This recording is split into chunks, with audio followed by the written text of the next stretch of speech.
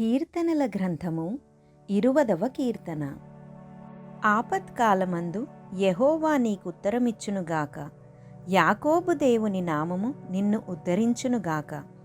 పరిశుద్ధ స్థలములో నుండి ఆయన నీకు సహాయము చేయునుగాక. సియోనులో నుండి నిన్ను ఆదుకొనుగాక.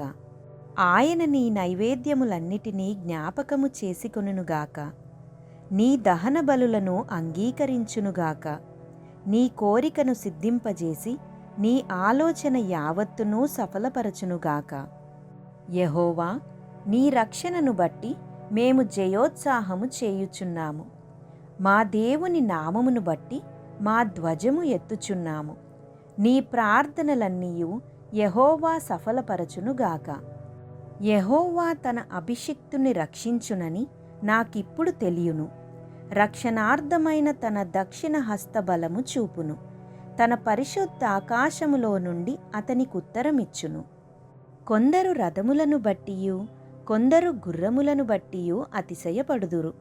మనమైతే మన దేవుడైన యెహోవా నామమును బట్టి అతిశయపడుదము. వారు కృంగి నేలమీద పడియున్నారు. మనము లేచి చక్కగా నిలుచుచున్నాము. యెహోవా, రక్షించుము.